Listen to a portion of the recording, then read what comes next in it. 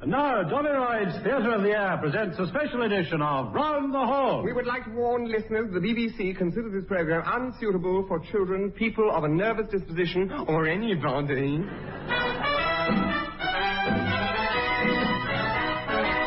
My lords, ladies, and gentlemen, please be upstanding for your host, Kenneth Horne.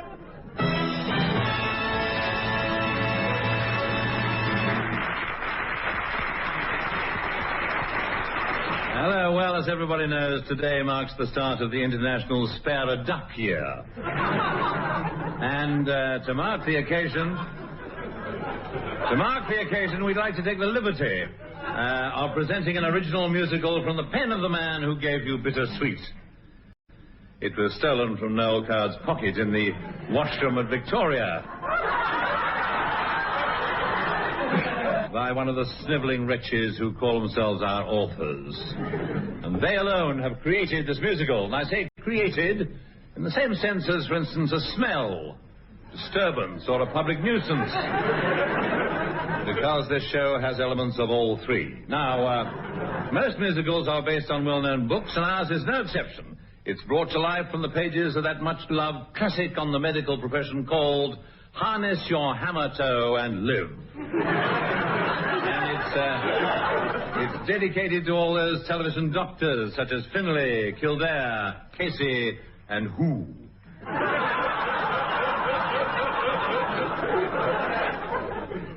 So here tonight is the world premiere of Dr. McKinlay's Scrapbook.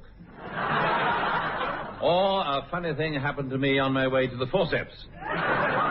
Any resemblance between this show and any other form of entertainment is entirely coincidental. Overture and beginners, music, lights, vertigo.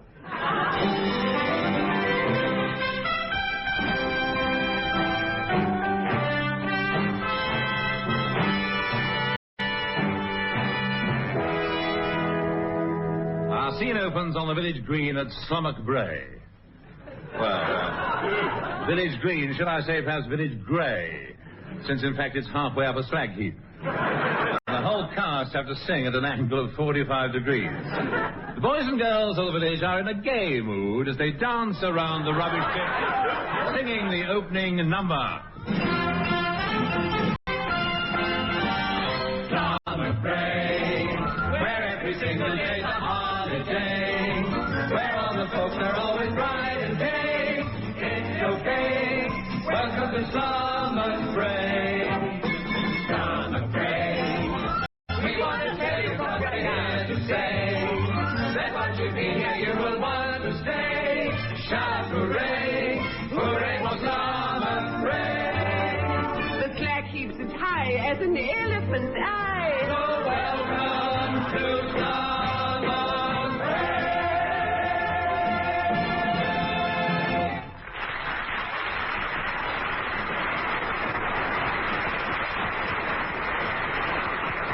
The scene changes now to the surgery at Blair House, where Dr. Macaroon is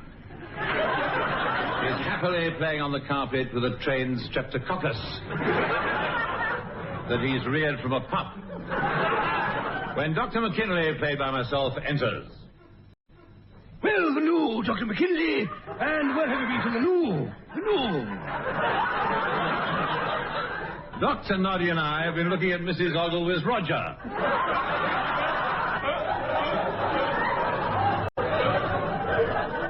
He's got McWhirter's disease. And what did you prescribe? I told him to keep away from McWhirter.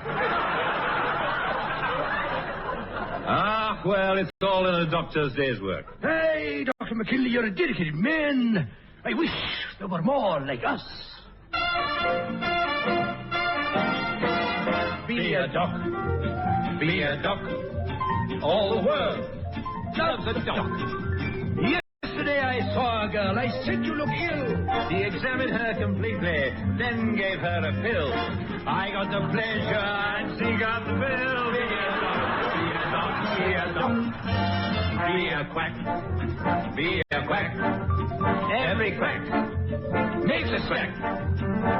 The other day I saw a man went out on my rounds. He said, I'm worried because my stomach's making strange sounds. He gave him some bicarbonate. My bill was £12. Be a quack, be a quack, be a quack. Be like me, an MD, and you'll be on TV. My operations rarely have the folks on the floor. When I removed some adenoids, they shouted for more. So I took out his appendix as a little encore. Be a doc, be a doc, be a doc. We took a fellow's tonsils out, he said, and I quote, I haven't got no money, but I'll give you a note. So we opened his jaws and stuffed him back down his throat. One more time. The patient swallowed half a crown. He said, I feel strange. We gave him patent medicine, and we have quite a range. He's been in bed for days now, but so far there's no change. Be a doc. Be a doc. Be a doc.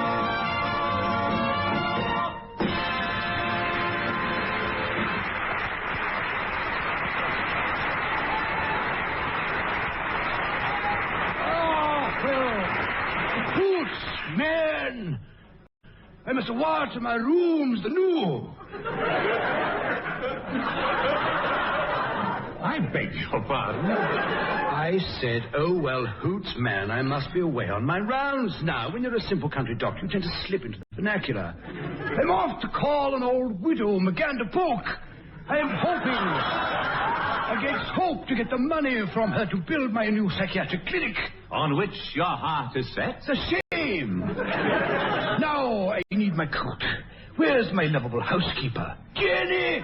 Here I am, Doc.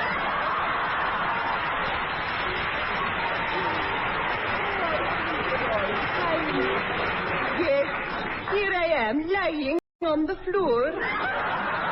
Yes, I'm a doormat for you, Doctor. Go on, tread on me, walk all over me. I'll just smile sweetly. I'm just an old homebody. An old folks' homebody, to be exact. Now, what you don't catch cold, you want to wrap up. So do you, mate. You know what I do without you, Jenny? Yes, well, here's your coat and your balaclava helmet, which I wore at balaclava. And here's your Wellingtons, and here's your scarf, and here's your mittens, and here's a wee porridge sandwich just to keep out the cold. Thank you, Jenny. I knitted it myself. It's from an old Heeland recipe. And here's a wee hot water bottle to slip in your hip pocket. Thank you, Jenny, but it's midsummer. Oh, I know, but better safe than sorry. Wish you wouldn't coddle me like this. Oh! I'm capable of dressing myself. Oh! And I have been ever since I was 56. Oh, away with you. You're just a wee bairn to me. Well, goodbye to you. Goodbye. Jenny, where's my trousers? They're in your pocket where I put them. Oh, aye. Well, I'll see you at dinner time. Goodbye, Doctor. Goodbye. Bon voyage. Goodbye, Doctor. Goodbye. Safe journey, Doctor. I'm only going next door. Honestly, Jenny, I don't know how you put up with him.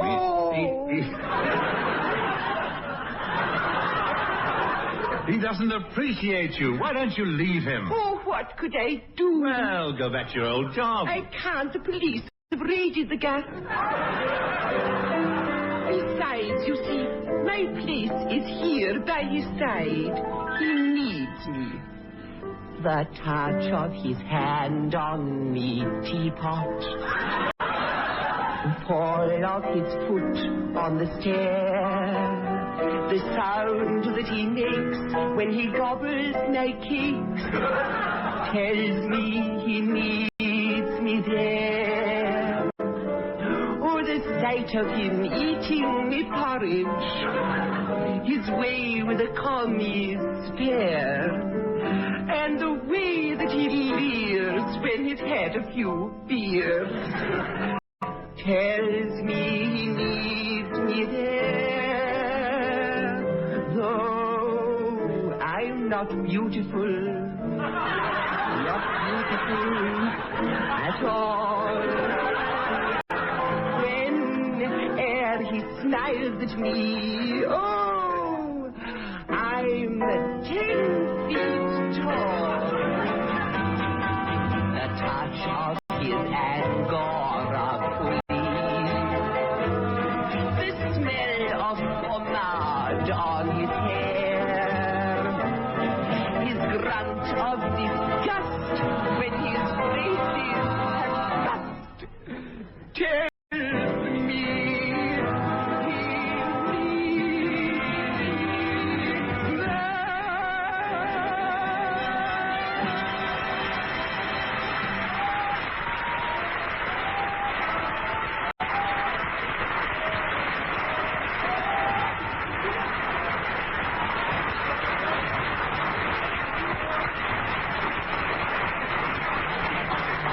Well, that's better out than in. Perhaps on second thoughts, no. Oh, Jenny, Jenny, why are you wasting yourself on a love that never can be? A pretty little creature like you. Oh, You're all woman, Jenny.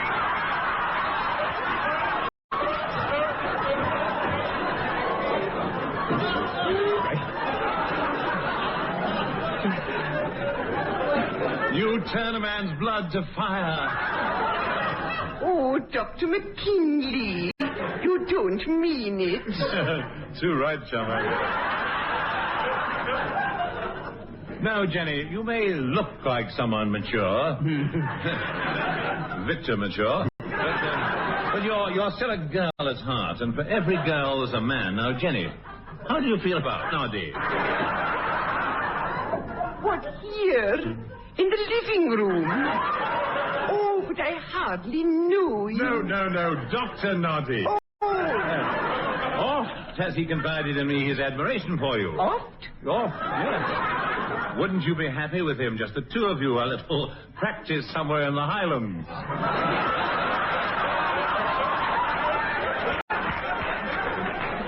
He'd need more than a little practice. He's 85. All right, Williams, then improvise. But listen. He said in the best musical comedy tradition. Here comes Dr. Noddy now. Oh. Hello, Jenny. Hello, Dr. McKinlay. Hello, Noddy. Well, hello, Noddy. It's so nice to have you back where you belong. Well, I'll leave you two young people alone. I'm sure you have lots to talk about. Exits on tiptoe so as not to wake the audience. Oh, Jenny, marry me. I may be old, but I can give you my word, I'm old. But you know what they say about an old fiddle? You mean you've got woodworm? Oh, I can make you a happy woman, Jenny. Just say the word. You'll never want for anything. Diamonds, furs, all the lung syrup you can drink. Medical peppermints and elastic stockings shall be yours for the asking. Jenny, say you will. Say you will. Say I will what? Whatever you can manage. After all, at our age, we can't be too particular. But you know what people would say. You know, they'd say, too old. They tell us we're too old to ever know the meaning of desire. Ah, too bent, too spent, to know what passion meant. They try to throw cold water on our fire. Oh, yes, it's late, so late. We haven't time to wait. It's over 40 years since first we met. Oh, you're no right to peach, but at least you're in me reach. And at our age, you must take what you can get. I used to play the role of Casanova. Yes, it is. I'd chase a girl until I had her pin. Had her pin. But now my chasing days are nearly over. You're nearly over. I've got to get one while I've got my wind. Got your wind, yes. So great, they say. But we'll show them one day. We're getting married in a little while. We'll go through life, devoted man and wife. If only we can make it up the aisle. I mean it. If only we can make it up the aisle.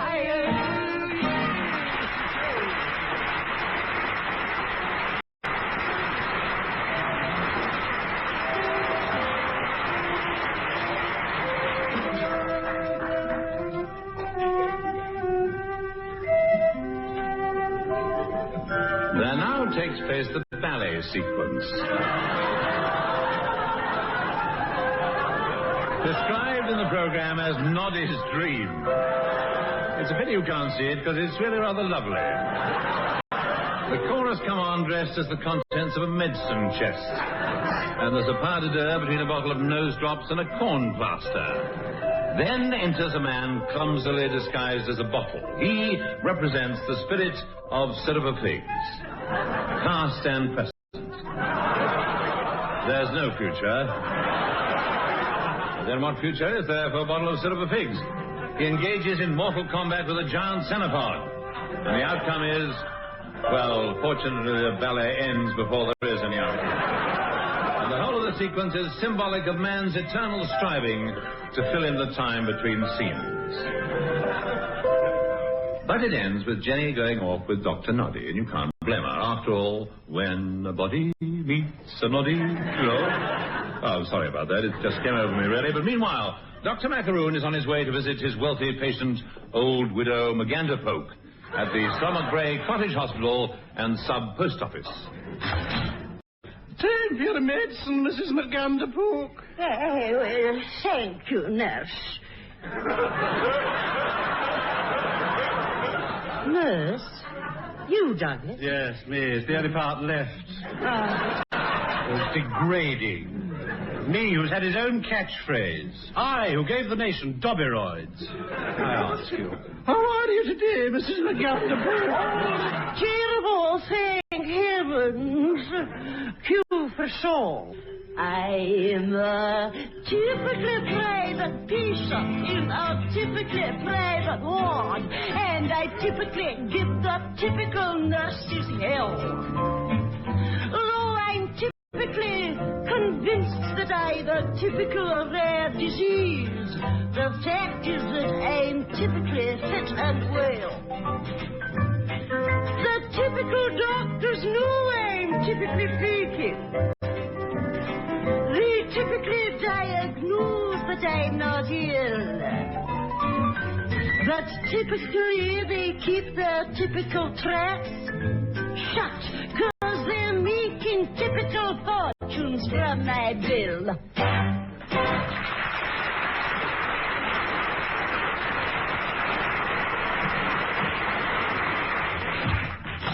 Ah, old widow Magandapoke. Magandapoke? How on earth they let that name pass? Well, after grandfather. Yes, I see what you mean. And how are we today? Oh, we have never felt worse. Our complaint is still giving us jip, and we didn't sleep a wink last night. Don't you think we ought to spend another few weeks in bed? Nonsense, widow Magandapoke. You're going to have to take drastic steps. What I'm going to do may seem cruel, but it's no good. Oh, I'm going to make you walk. Oh, but Don't argue with me with a McGann poke. Just do as I say. Oh. Get out of bed. Oh. Walk towards me. That's it. That's it. You can walk. You can. Of course I can, you old fool. I'm in with a sprained wrist. It's psychosomatic. All right, so I'm in with a sprained psychosomatic. Oh, but whatever it is, you've cured me. I am a wealthy woman. How can I reward ye? I want to extend the hospital. You see, once I had a dream. Tell me about your dream. I had a dream. I dreamt about you, Widow McGann. I think it was the pickles I ate last night. But all my life I've wanted to build a clinic. Psychiatric clinic. I want to help people. To make sick people well. Make well people sick. Help people with problems. Call me a dewy-eyed visionary if you like. But Slummock is full of rich loonies. I could clean up. But do you understand psychiatry? Enough to order breakfast. Let me tell you my own story. Accompanied by a chorus of doctors, nurses, villagers, peasants, and the entire court of Kenneth Williams. And I do mean cool. It seems like only yesterday I was one of nature's wrecks. A chronic hypochondriac oppressed by thoughts of sex. There seemed no hope in all the world that I could long endure. But luckily I met a man who promised me a cure. And now I'm nearly well again. My mind has vanished out. I owe it to analysis. It's taken years and all my cash. What's money anyway? I owed it all to Dr. Freud when he to me did say, shake hands with your uncle, sick of void. He's here to help your case. And here's the couch on which you lie. Relax and hide your teeth. Just tell him all your symptoms, and he won't be annoyed. You're as welcome as the thousand days to dear old Dr. Freud. You got fantasy, lethargy, empathy, apathy, chronic depression, and absence of will. Psychosis, neurosis, acute halitosis, your mental capacity is practically nil. You're manic depressive, your mind retrogressive, you're frigid and rigid and haunted by doubt. Psychotic, myopic, and rather erratic, you are a neurosis, pellagra, and gout.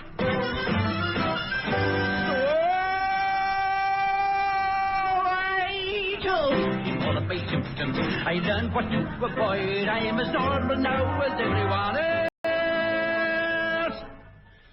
Thanks to Dr. Freud.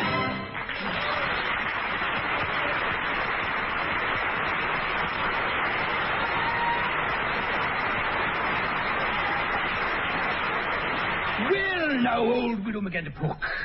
Will you give me the money to build my clinic? I will, Dr. Macaroon. I will. Then everything's coming up, neurosis for me and for you.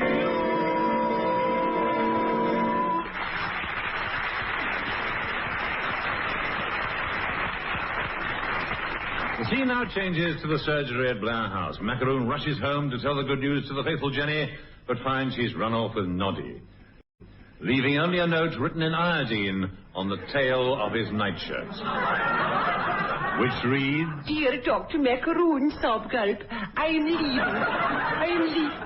leaving you for Dr. Noddy. I know he does not really love me and only wants me for me hot pot.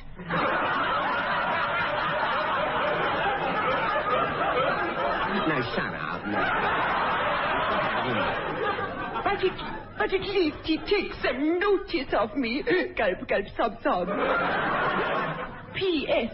Please excuse the scribble, but as I write this, Dr. Noddy is chasing me up and down the stairs and trying to get me into the broom car.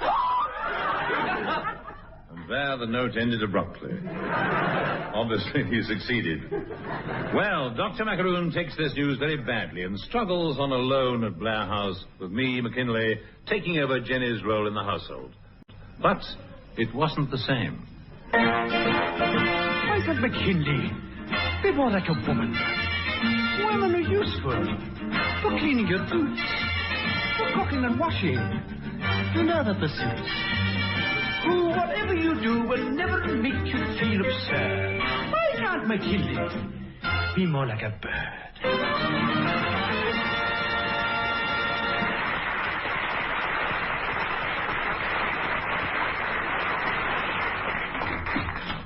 Dr. Macaroon, I've earned your spotter, and you'll want to wear it tonight at the grand... you'll want to wear it tonight at the grand opening of the clinic. I shan't be going. Without Jenny, it'll be empty, meaningless. You see, I need her. I have a nasty feeling he's going to sing. I'll go. Oh, Jenny, Jenny. How I miss her.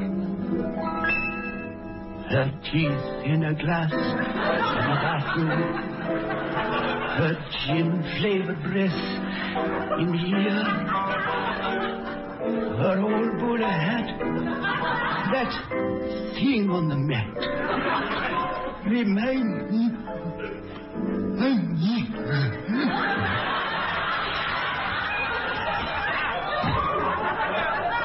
Here's your slippers, Doctor.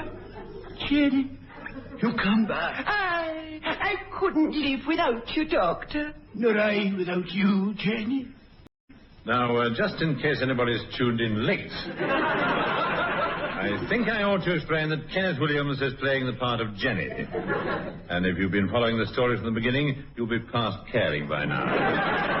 But soft, the lovers speak. Jenny, I've never realized before how lovely you were. Oh. Let me unpin your bun. There, see, your hair cascades down nearly as far as your ears.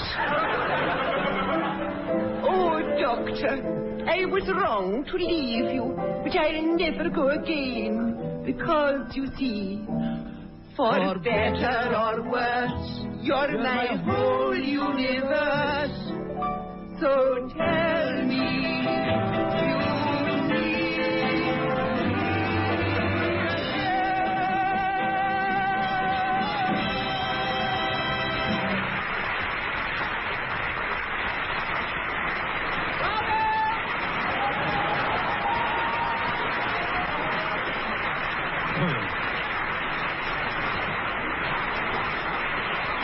And so we come to our grand finale, a gay scene set around the new clinic where the entire cast of several all join hands in the BMA square dance.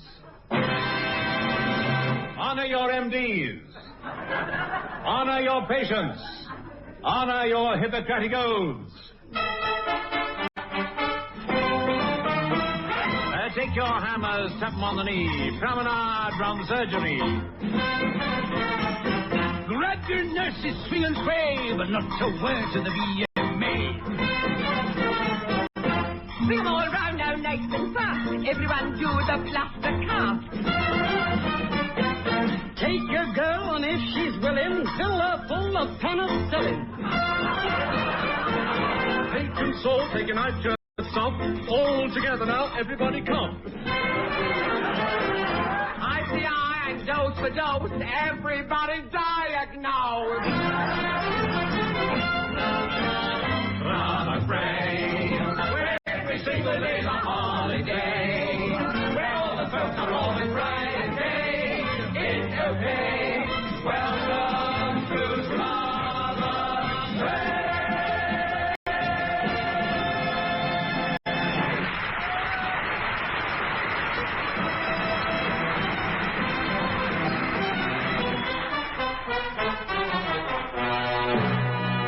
That was the Round the Horne Amateur Operatic Society's production of Dr. McKinlay's Scrapbook. It starred Kenneth Horne as Dr. McKinlay. The part of Jenny was played by Kenneth Funny Girl Williams.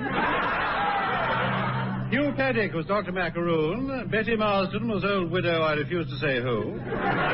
Bill Pertwee was Dr. Noddy. Other parts were played by the Fraser Hayes Four, and I was a nurse. Jolly good I was, too. Paul was written by Edwin Julie Braden IV. These the fourth, and I see the other three. My hairy fool. The book, lyrics, and song words were by Barry Took and Marty Pelgrin, who have been described as another Low and Learner. They're both low, and they're obviously both learners. The music was provided by Edwin Braden and the Hornblowers, a sort of bottomless pits band. The whole show was produced by John Binky Simmons, who has been trying it out of town. Trying it right.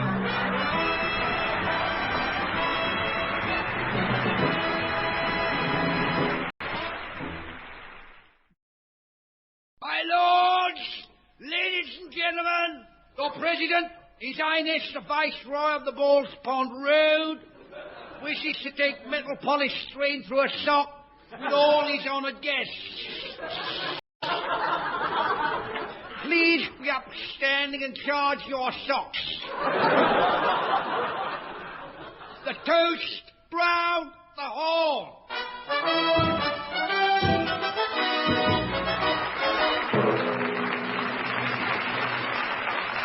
And in this edition, our special guests are the revolting Muldoons and Bobo in a despicable act with the bread pudding. There'll be a trip round the world in song with Sherpa Gutbucket and the Electric Druids. And comparing the proceedings is your own, your very own, Kenneth, I won't unscrew my elbows, I'm not stopping, Horne.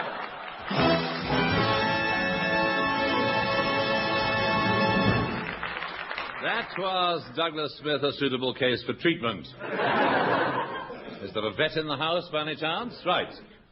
Well, now, here are the answers to last week's questions. The first aid question. Well, the answer came in several parts as follows. You squeeze it. You hold it under a cold tap till it goes down.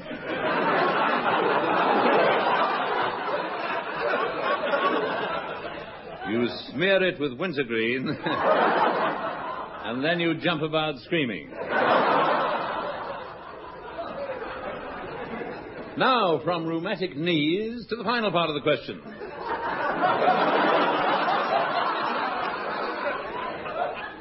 Well, you'll remember I showed you a picture and asked, what were they doing?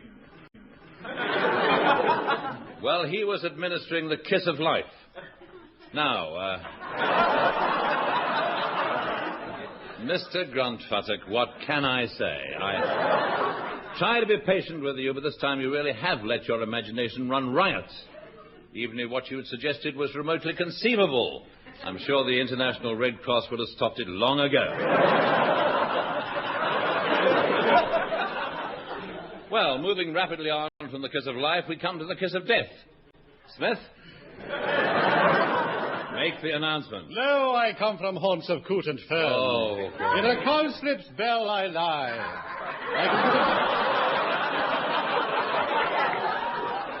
I can put a girdle around the earth in 40 minutes and make it 5 pounds lighter. Smith. Thanks to Dobitech's medical cummerbunds for horses. They said I was mad. They said Mozart was mad. But I'll show you. I'll show you all. You see this ray gun I'm holding in my hand, unless you give me the secret plans. Not so fast, Dr. Krautmeyer. Stand back, Mr. Horne. Good heavens, it's Batman. Yes. Yes, Mr. President, wherever the forces of evil strike, Batman is there. How'd you like me tights, Doctor?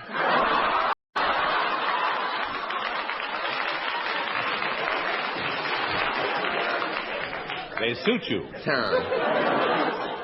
All right, Robin. Yes, Batman, what do you want me to do?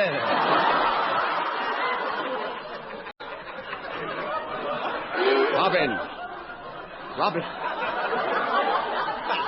Grab this power-crazed maniac and take him to a place where he can do no harm. You can't do this to me. I've been held down too long. And so perish all enemies of democracy. America is on the march. That government of the people, by the people, and for the people shall not perish from the earth. Except when it's expedient. If you're ever in trouble, Mr. President, just send for Batman. I never get this trouble on 20 questions. Well, now it's time for the Kenneth Horne Theatre of Suspense.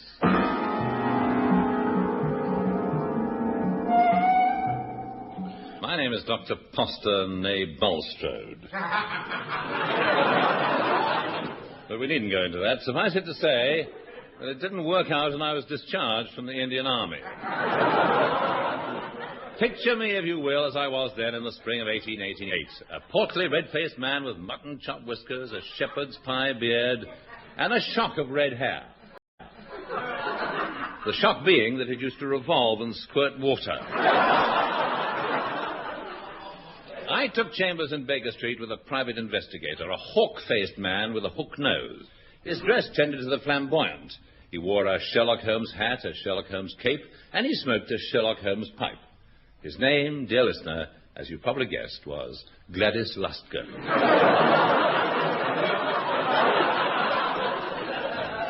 A pseudonym which fools nobody except, we hope, the executors of the late Arthur Conan Doyle.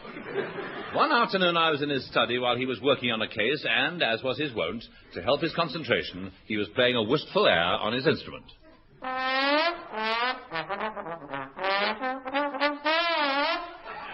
Well, Dr. Poston, dear old friend, I think I've cracked it. Oh, bad luck. I'll put a plaster on it. No, my dear old friend, I was referring to the case. Sir Redvers corn pasture was trying to put us off the scent. It was Lady McCaw's trouser all the time. Incredible, Gladys. Your powers of deduction never cease to amaze me. How'd you know? Elementary, my dear Poston. You see, Leonide Grasspepper posed as Otto Van Potros in order to confuse her husband, Sylvia Mousehabit. The upholsterer's dog gave the game away when Daphne Lobes and Lord Pube Trumpet traced the smell to Limbo Charlie's fried halibut den in Tunbridge Wells. The rest you know. What do you say to that, Poston?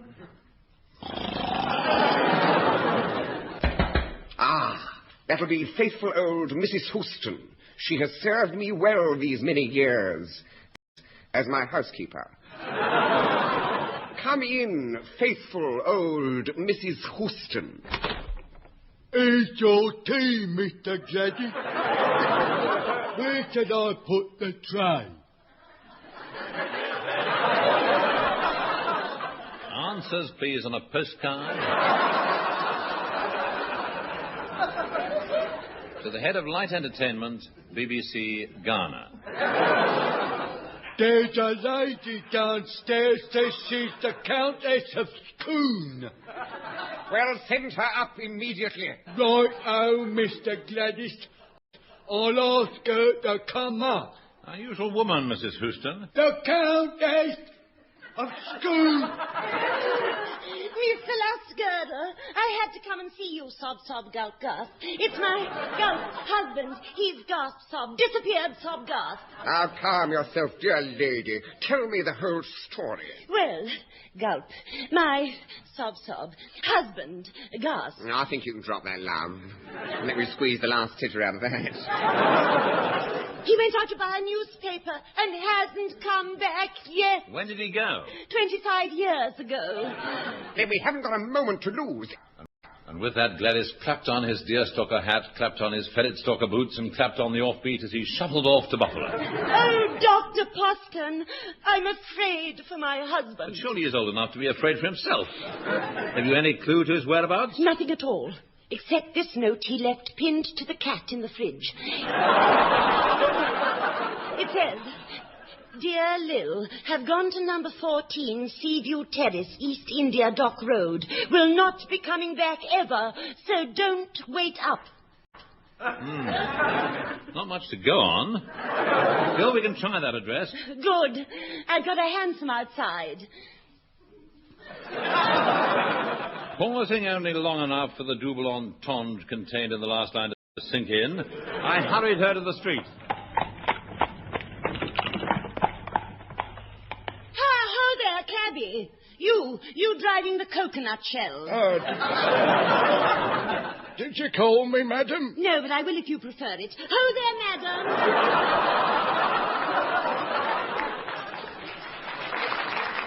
Madam, do you know Limehouse? No, but if you hum a few bars, I'll soon pick it up. Isn't that rather an old joke? Oh, not really. After all, this is 1888. What do you expect, David Frost? Well, that is one thing in its favour. Well, then, whip up the mare and drive to 14 Seaview Terrace. Oh, righto, sir. Hi-ho, Sonny!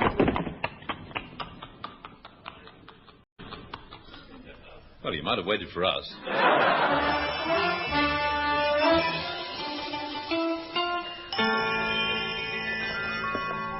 That evening found us in the narrow, winding streets of Limehouse. Around us thronged the inscrutable inhabitants of London's Chinatown, chattering in their inscrutable native tongue. Thank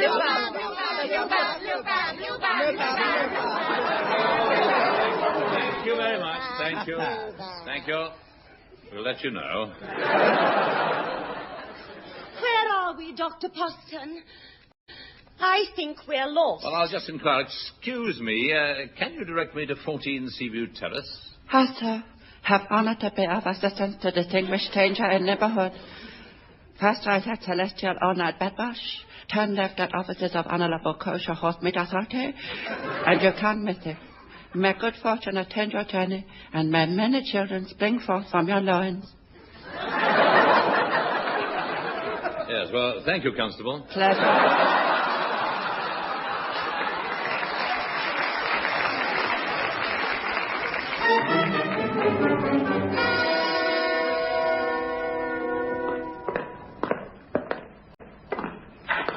That must be it. That cafe. Good heavens, look what's written on the window. The Moo Cow Our Go-Go Opium Den. Proprietor Fu Manchu. You go and get the police. I'll go and beard the sinister doctor in his den. Goodbye. Good luck. I strode purposefully down the stairs into a smoke-filled cellar. In bunks all round the walls lay victims of the dreadful habit. As I passed a bunk...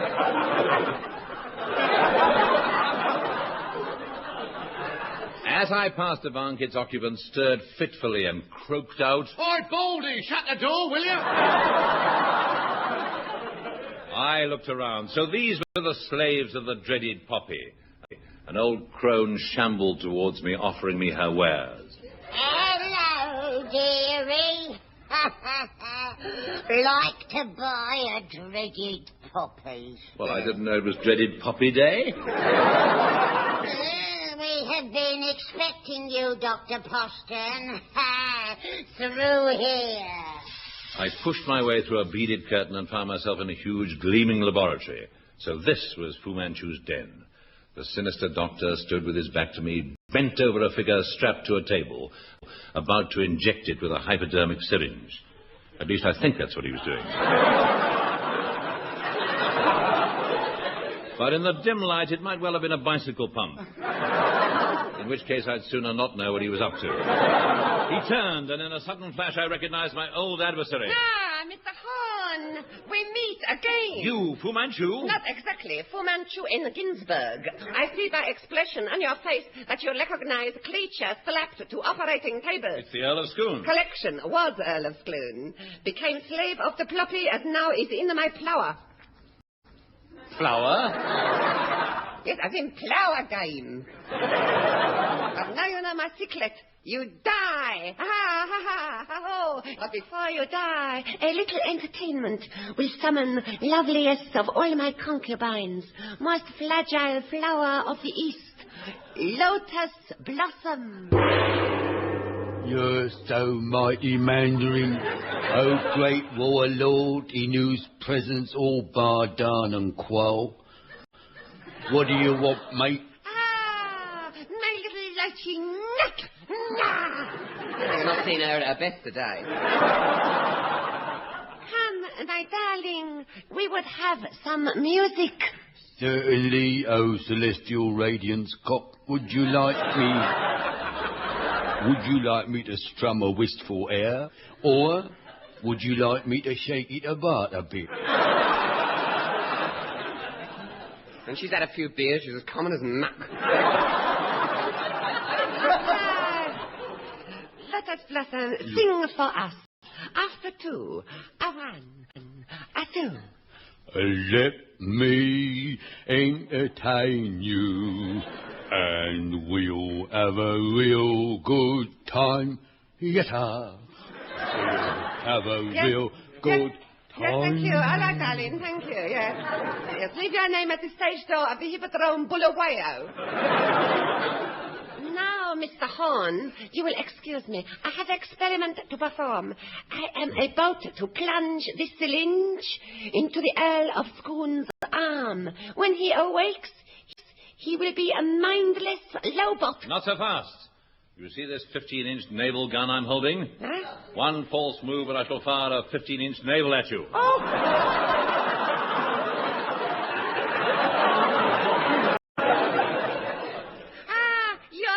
late. Aha, see, it is done. But you will never take me alive. And with that, the evil doctor leapt from the window with a cry of... No! Oh!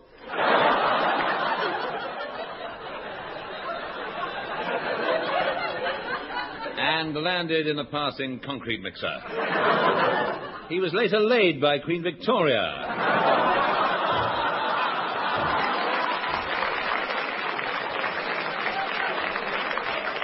As the foundation stone of the Ladybird Strangler home for methylated spirit drinkers.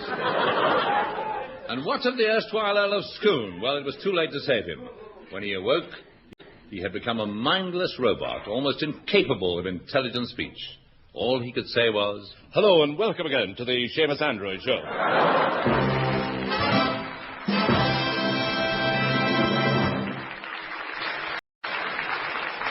Ah, what a tragic end for anyone. Now, the Fraser Hayes Four, the close harmony group who are said to have perfect pitch. It's the one outside the saloon bar with the baboon and trumpet. Ladies and gentlemen, the Fraser Hayes Four.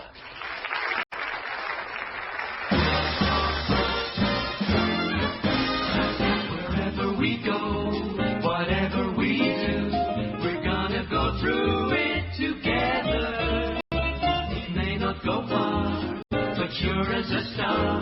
Wherever we go, it's together. Wherever I go, I know he goes. Wherever I go, I know she goes. No fits, no fights, no feuds and egos. Amigos together.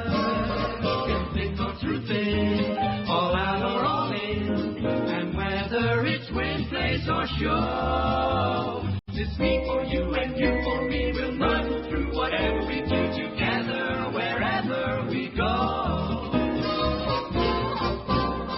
Wherever we go, whatever we do, we're gonna go through it together. We may not go far, but sure as a star. Wherever we go, it's together. Wherever I go, I know she goes.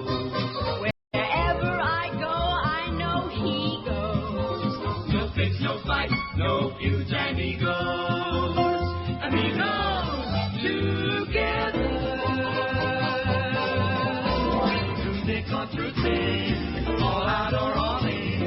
And whether it's with place or show. It's me for you and you for me. We'll run through whatever we do together. Together.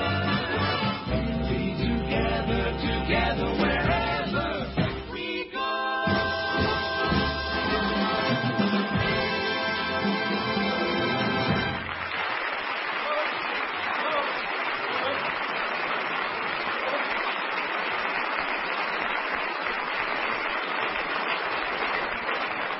And now, trends.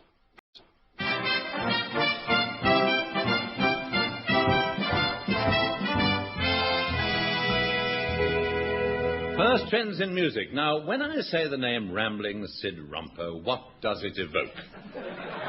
Well, unfortunately, it always seems to evoke Rambling Sid Rumpo. Here he is. Hello, me dearie-o, for I'll haul away me nadger till the groat bender comes out. Yes, try and hold out till then.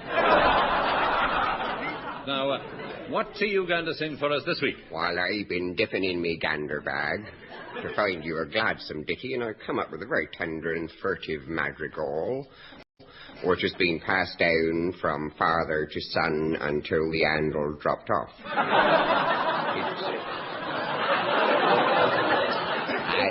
It's an old Sussex courting song and tells a story of a young swain who stands beneath his loved one's bearer. He's a very small swain, but then she on the other hand has got a very low bearer.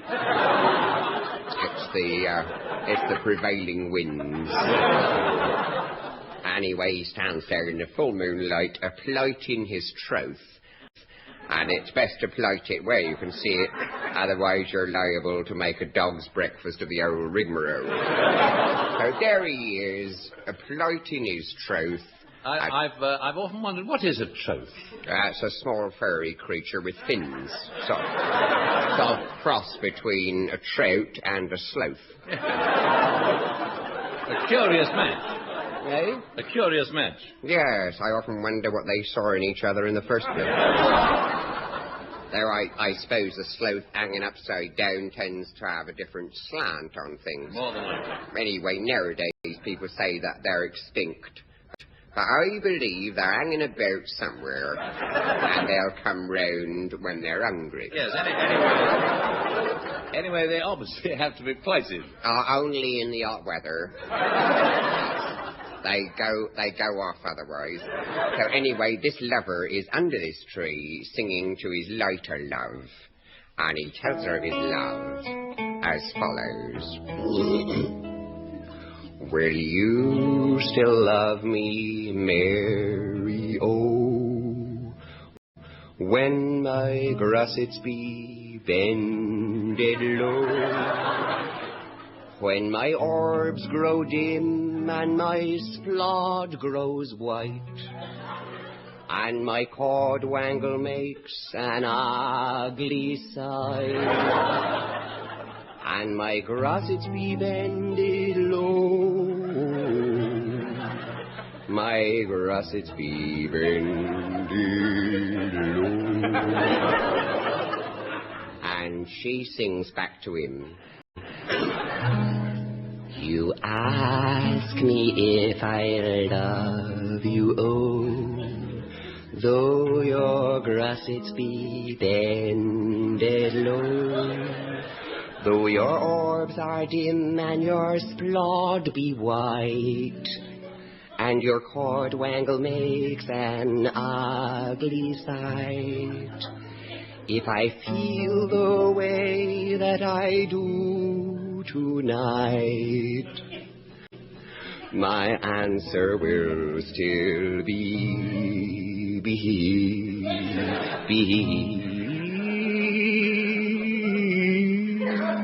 no.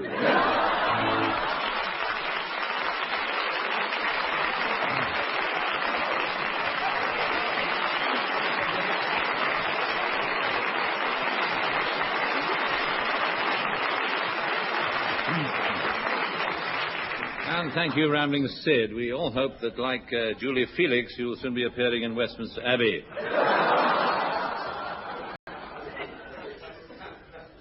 But in your case, under a slab. Well, the nostalgia for the 40s is still with us. People are getting sentimental over the period when Peter Cook and Dudley Moore were known as Enoch and Ramsbottom. When Lord Moran was only writing prescriptions.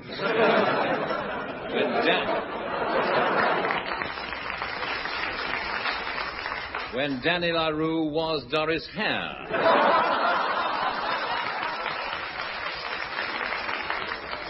When Quentin Hogg was only a piglet.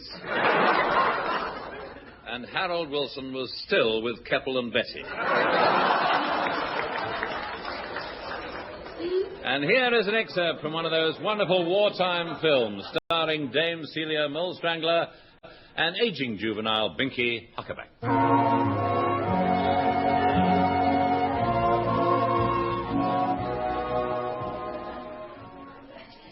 Oh, Charles, what's happened to us? Happened? To us? Yes, happened. You've changed. A man must change. After all, it's been 5 years, Fiona. A man can't wear the same vest forever. Charles, it's more than that. Yes. My socks as well. How easy it is for you to be flippant. Oh, Charles. Charles. What? A woman, Charles, needs certain things. She needs sympathy, affection, devotion, understanding, tenderness, infatuation, adulation, idolatry. That isn't much to ask, Charles.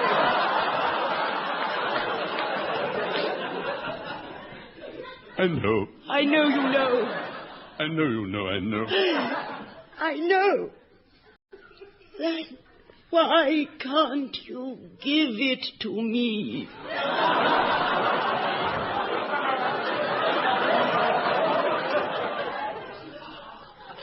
It's not easy, Fiona.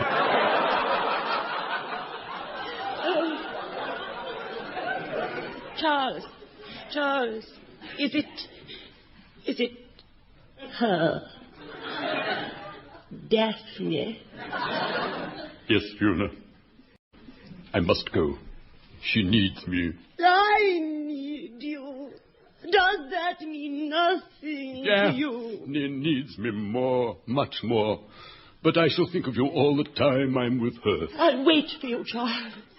You will come back to me, won't you? Oh, Charles, when will you come back? How long will it be this time? That depends on Daphne. Goodbye, Fiona. Goodbye, Charles.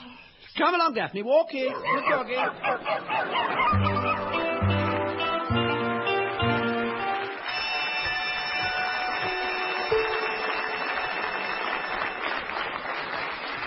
The part of the dog's bark was played by Bill Pertwee.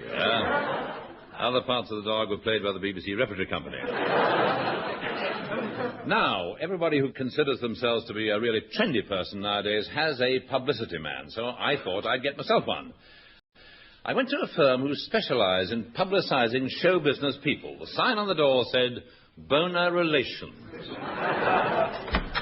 Hello, anybody there? Oh, hello, I'm Julian. This is my friend Sandy.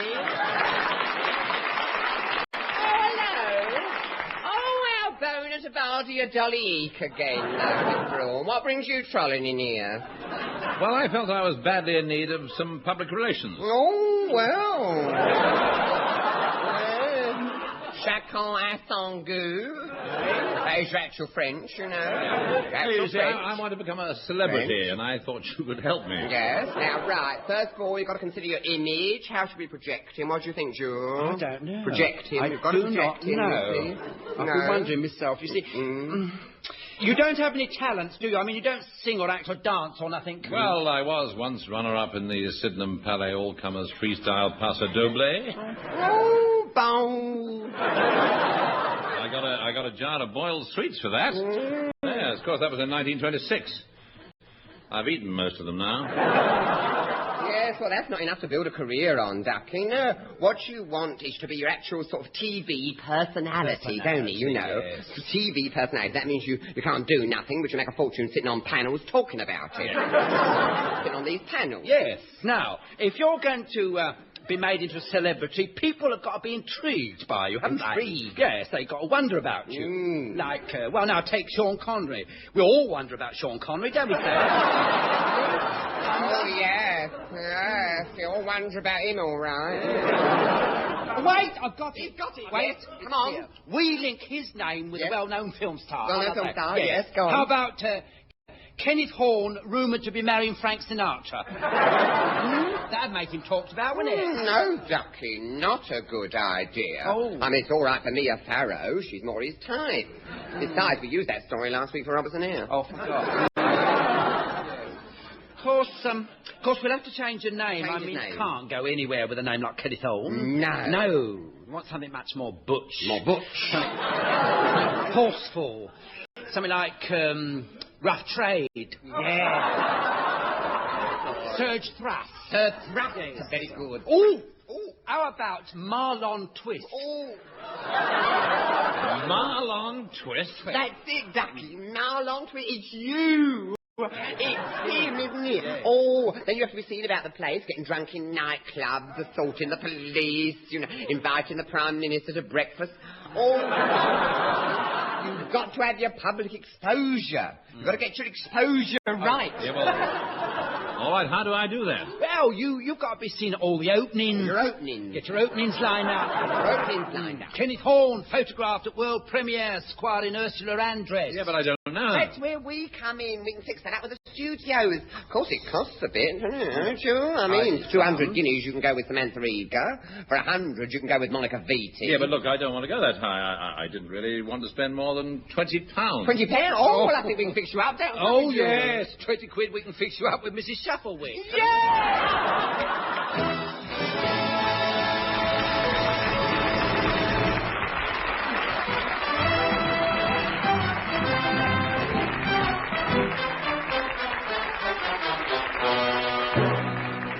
That was Round the Horne, starring Kenneth Horne, with Kenneth Williams, Hugh Paddick, Betty Marsden, and Bill Pertwee. On the musical side, you heard the Fraser Hayes Four and Edwin Braden and the Hornblowers. The script was written by Barry Took and Marty Feldman, and the show is produced by John Simmons.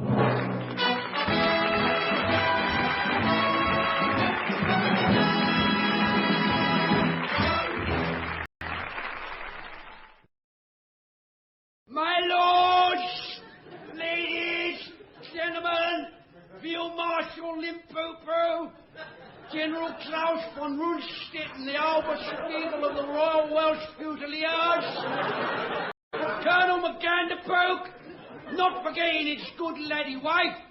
Oh, I beg your pardon. Good lady wife. Brigadiers, brigadarlings, officers, non-commissioned officers, men, non-commissioned men, other ranks, comrades of the Khyber.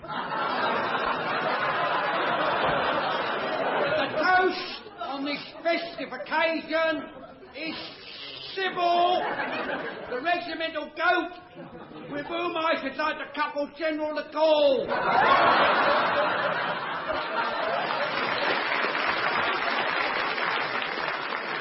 Not to mention, Round the Horne.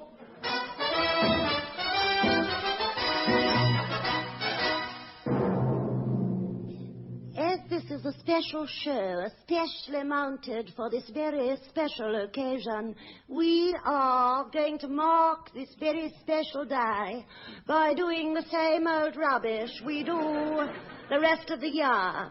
First, around town, a quick roundup of what's been happening in swinging London as opposed to dangling Bootle.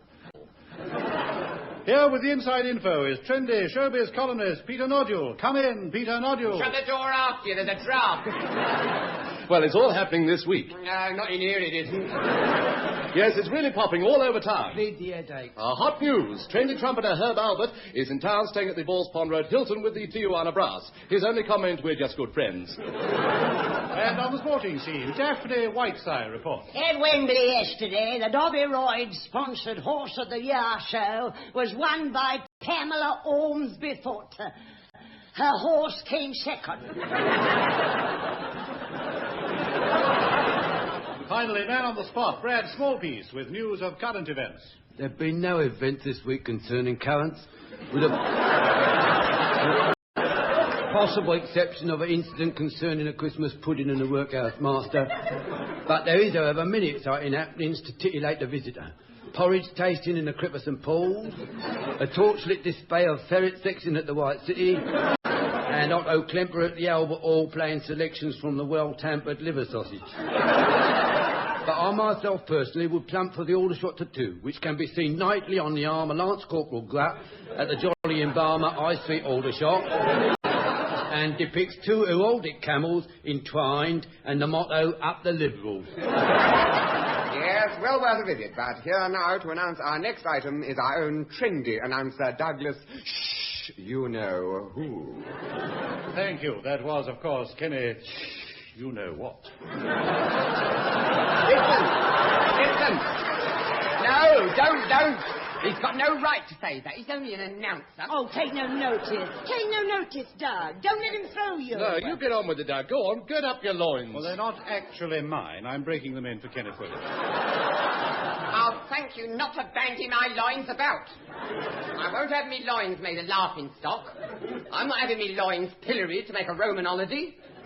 It's cheap and it's uncalled for. Especially when you consider my stature. Am I not part of Britain's great heritage? I should be above ridicule. I am a sacred cow. I am. No doubt. lucky I am. I am a myth in my own time. Myth. What you do in your own time is your own affair.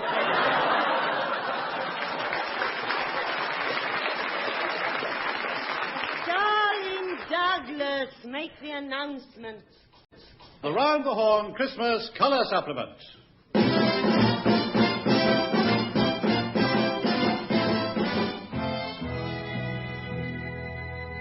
Now, this part of the show can only be heard in colour.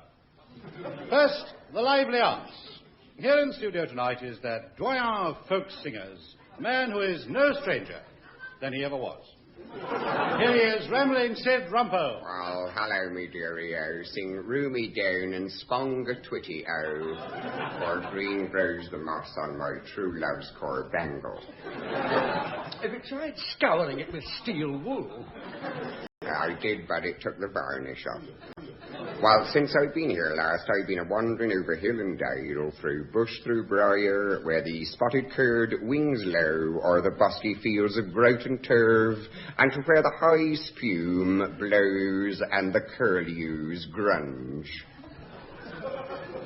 Grunge? Yes, grunge. I didn't know curlews grunge. Oh, they do. You can't stop them. It's their diet. You'd grunge and all if you lived on a diet of seaweed and worms. Anyway, 'twas there, close by fabled Clacton, that I picked up this ditty. It is the Clacton Bogle Picker's Lament, sung by the itinerant lummock mongers of they parts, who hang about the foreshore, scroping their lummocks and munging them at passers-by. Which is one of the reasons why more people are going abroad than ever before. This lament is sung by an old lummock scroper and goes as follows. When I was 21, boys, me bogle did I plight, and many's the lummock I did scrope beneath the pale moonlight. Sing haul away me posset Meg, there's limpets on me dando. Here I am old and sere, me boys, me bogle silvered o'er. I cannot scrope me lummocks now, and me heart it is full sore. Sing pull away me posset Meg, there's barnacles on me dando. Now all you jolly sailor men who listen to my song, come plight your bogles while ye may, they don't stay fresh for long.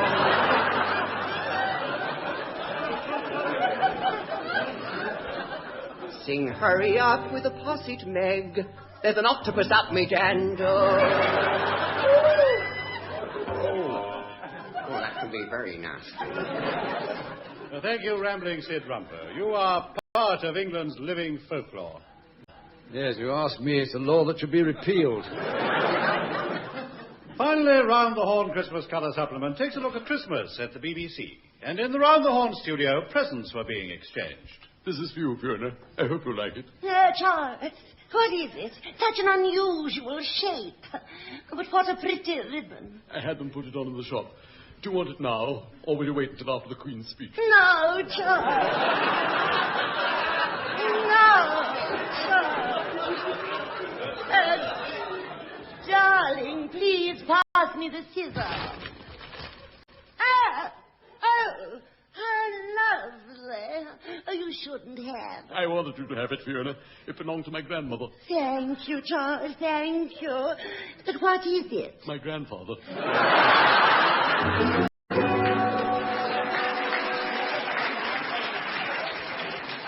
Meanwhile, other gifts are changing hands. Oh, Merry Christmas, Jewel. Merry Christmas, Sans. Here, this is for you. Oh, Jewel. Oh, how thoughtful. Oh, it's absolutely boner. Oh, Jewel. Made it specially. No. Oh, with your own hands. Own hands. Oh, you're so good with your hands. No, I envy people who can do things with their hands. Now, what shall I wear it with? Well, I don't know. Oh, how would it go with me, the Lure trouser suit?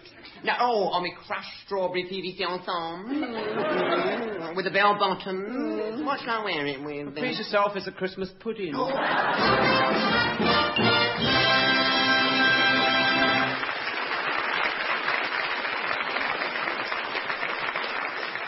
And now it's time for the Fraser Hayes Four, a sort of gin-trap family singers. With their own contribution to Christmas, here to sing It Happened in Sun Valley, the Fraser Hayes Four.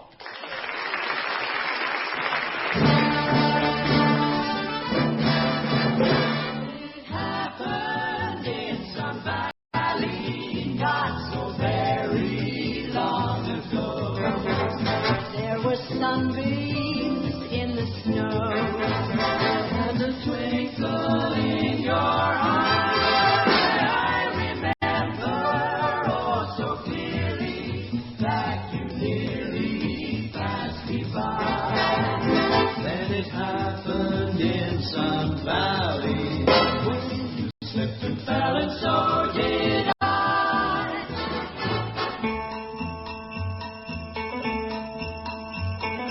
Howdy, folks, let's go for a ride. Get your favorite one to sit by your side. Cuddle up in a sleigh, giddy up, belly gray, and away we go. While we listen to the sleigh bells ring, yodeling to your baby. You'll be nice and warm, no matter how cold you may be. Take a look at little Jack and Jill. They ski down the hill, that's a snowplow turn. And look, there's a spill on the hill. When you're down, it's a thrill to go up again. Everybody ought to learn to ski, for that's how we first met. We were that Jack and Jill that came down a hill. When I looked at you, my heart took a spill on a hill. It's a thrill I can't forget. It happened in Sun Valley, not so very long ago.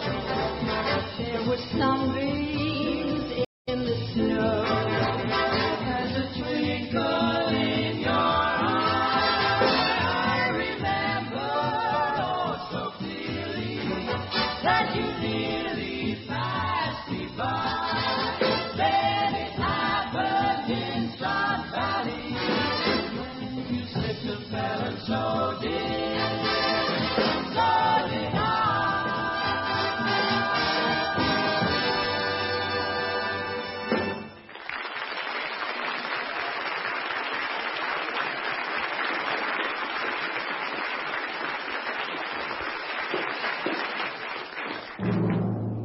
Ladies and gentlemen, it's...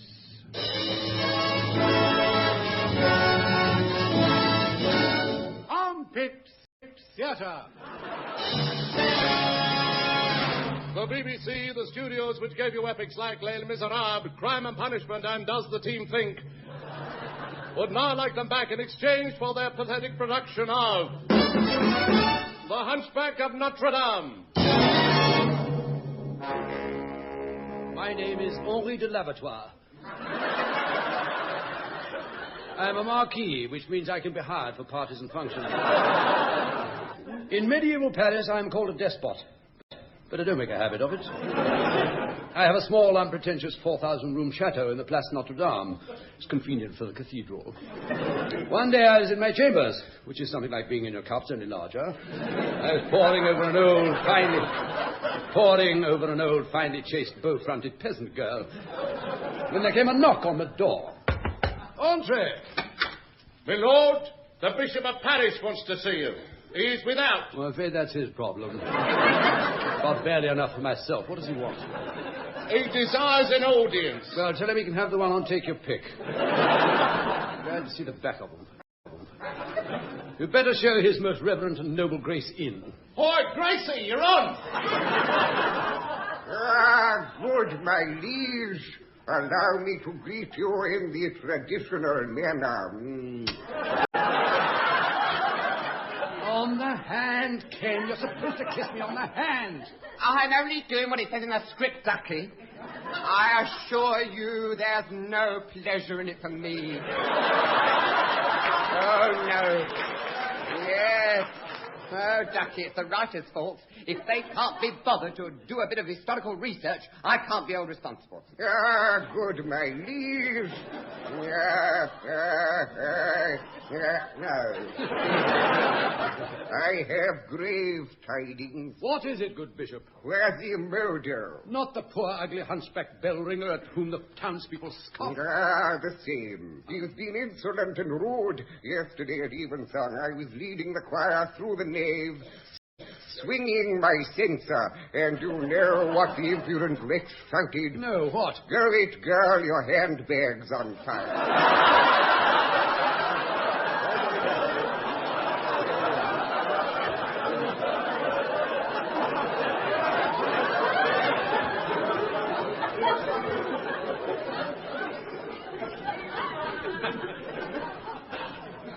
Oh, what did you do? What could I do, my liege? I gave him a mouthful of knuckles. That's time period dialogue, that is, isn't it? Mouthful of knuckles. And it marvellous. That's nice polari for a medieval bishop, isn't it? See, these writers have got no sense of period. Anything outside of a 4L bar shrouded in mystery to them. You want Christopher Fry for a job like this? You know him that wrote the Polognes Not for Burning. Yes. No, he'd understand me, old Chris would. He could service me. I need servicing. How can I take a bishop without the proper servicing? Mouthful of knuckles. You wouldn't get a bishop saying that. It's ludicrous. I mean, he'd be unfrocked, he would. Unfrocked he'd be. They'd have his frock off him in no time. Like that, wouldn't they? All right. Take out mouthful of knuckles. What would you say in his place? I belted him one with my episcopal crook. Yes, much better. It has the right ecclesiastical nuance about it. Ah, yes, sir. Where the murderer must go. He's ugly, he smells, he's dirty, he has the evil eye. The rest of him doesn't sound much to write home about either. He is the devil's familiar. You know, I hate people being familiar.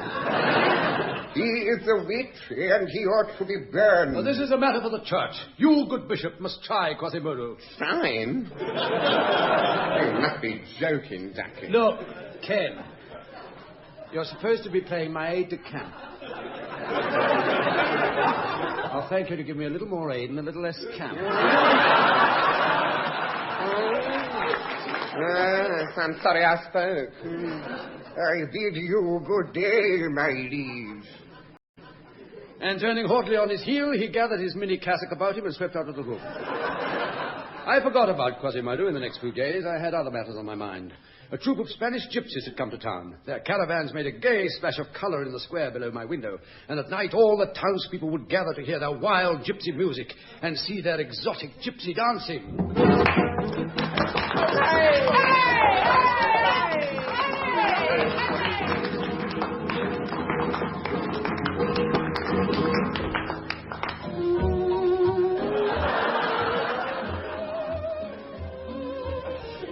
And representing Southeast Europe is Sunny Zal, an Edna Lippincott, who dances under the name of Esmeralda. She is wearing a dress that she made herself out of 140 yards of sequined horse blankets. Her balaclava helmet is encrusted with gilded fennel pods. Yes, as she told me, she sewed them on herself. She and Sunny were last year's runners-up. Well done, Sunny and Esmeralda. Keep taking the tablets, dears. Watching from my window, I was entranced by the fiery Esmeralda. She was beautiful, untamed, and her lips were a sensual scarlet wound set in a perfect oval face. Her eyes held a smouldering invitation to forbidden delights. I should have played that part. It describes me perfectly. Why didn't you get it? I failed the medical.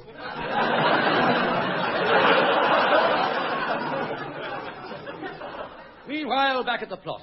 One sight of Esmeralda set my pulses racing, my blood pounding, and my corn throbbing.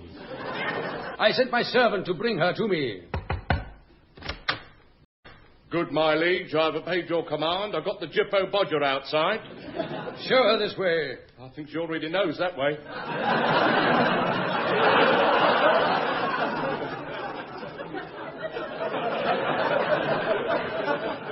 In here, Mrs. Woman.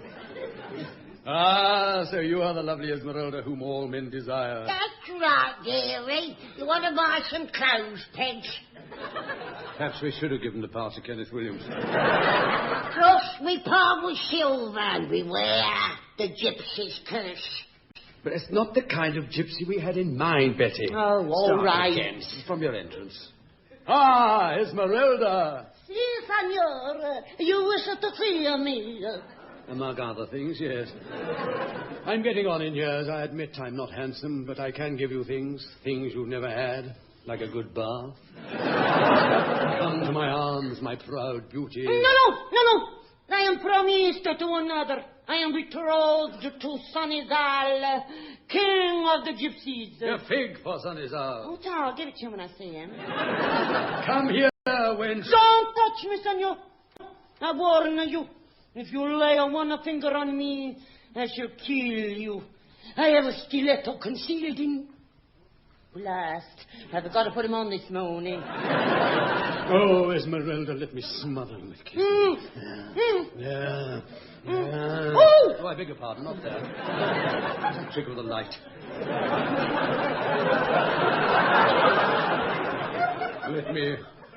Let me hold you like this. Close to me. How do you feel now? I wish they had given the part to Kenneth Williams. Right. Well, Esmeralda, you have but one choice. Take me as your lover, or I shall see that you are burned at the stake as a witch. I shall never submit to you. Very well. Executioner! Yes, master, what is your bidding? This wanton wretch is to be burnt at the marketplace, or if wet in the scout's hut.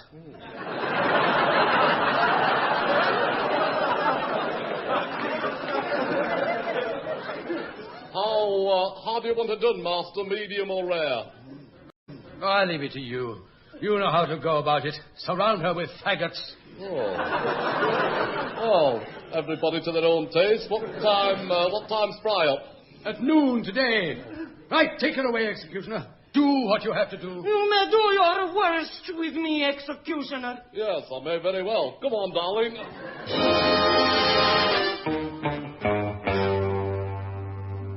Meanwhile, in yet another part of the plot, other eyes were watching, or should I say other eye. It was Quasimodo. Enter Kenneth Williams with cushions stuffed up his jacket.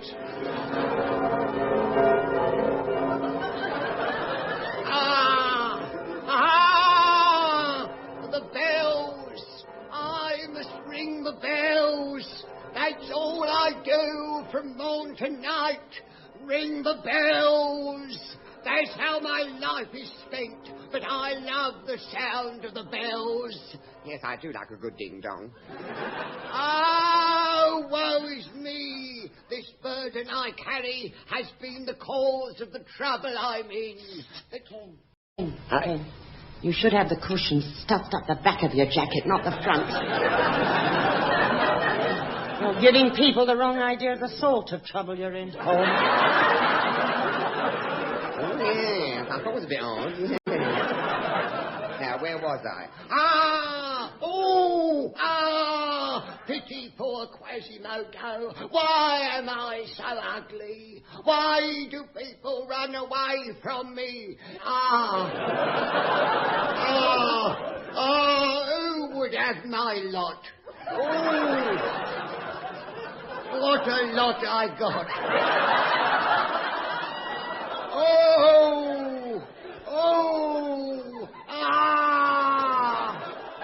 This is your actual tour de force, this is.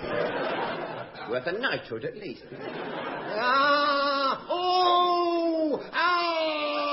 But am I not human? Have I not parts and passions? Oh, don't take a vote on it.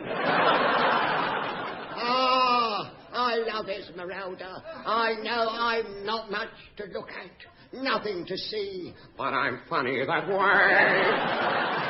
Well, I'm glad I got all that out of my system. Now we can get on with the story now. The scene changes to the square in front of the cathedral. Esmeralda is about to be tied to the stake. The executioner prepares to ignite the faggots, when suddenly a hunched figure bursts through the crowd, seizes the object of his desires, and rushes up into the belfry of Notre Dame. You'll be safe with me, my little beauty. Hey, what's your game, mate? Put me down. Oh! Last, the wrong one.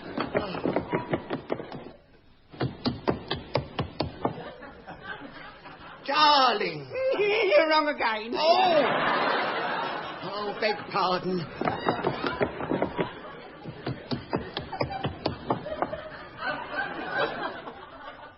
There, Esmeralda. You'll be safe with me. Who are you? Why ever you saved my life? Because I love you, Esmeralda. I want you. I need you. Stay here with me. I know I can't give you what other men can give you. Fine clothes, jewellery, gold. But I can ring the bell.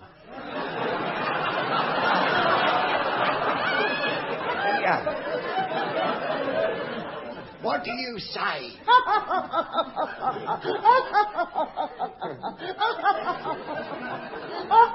All right, don't overdo it. Honestly, give her a line. She makes a career of it. The producer's fault. She wouldn't carry on like this if she was under Tyrone Guthrie, I can tell you. All right, now we continue the performance, dear. Me? Stay here with you? No, it could never be. I have already plighted my troth. Well, then bathe it 3 times a day in hot water. I am betrothed to the king of the gypsies. Sunny soul. The same. Soft. Here he comes, even now. Esmeralda, I've found you at last already. Quick! We must fly from the mob. I've saddled these 2 thoroughbred Arabian hedgehogs who will carry us right through the safety and art seeds at the end of the rainbow. Come, my beloved, my life, to far Tuscany, hard by leafy Whitechapel. Go with him, my child. Alone. Poor Quasimodo's left alone up the belfry. All I've got is me bells. Oh, is that how I'm destined to end my life? Just an old, lonely campanologist. Hello? What's that? Ah, the mob. They're down there in the square. They're coming for me. All right, Quasimodo, we know you're up there. Are you coming down, or do we have to come up and get you? Come up and get me, copper. I've got a loaded gun here, and I'm not afraid to use it. You can't have a gun, it's an anachronism. All right, I've got a loaded anachronism up here. Come down, Quasimodo, son. This is your mother talking.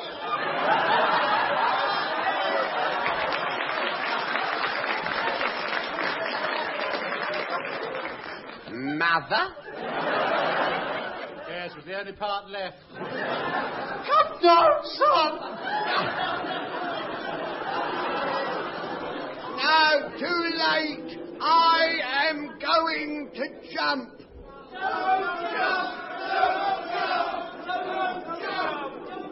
Oh, all right, if you insist. Instead, I shall walk you round the world on a magic carpet of melody. My song goes round the world.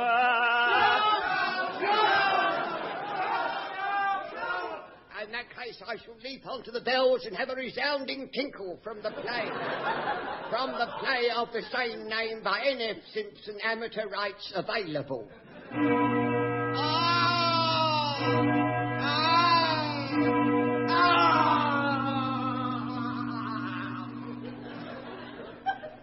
Don't look, Esmeralda.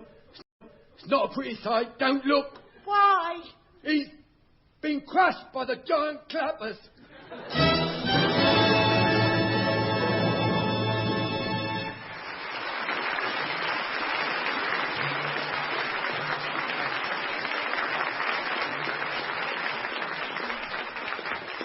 Well, lads and lasses, that brings us to the end of the show. And on behalf of the company, I'd just like to say that if you've enjoyed listening to the show as much as we have performing it for you, then we all had a pretty boring half hour. Thank you, and good night, Macclesfield. Good night.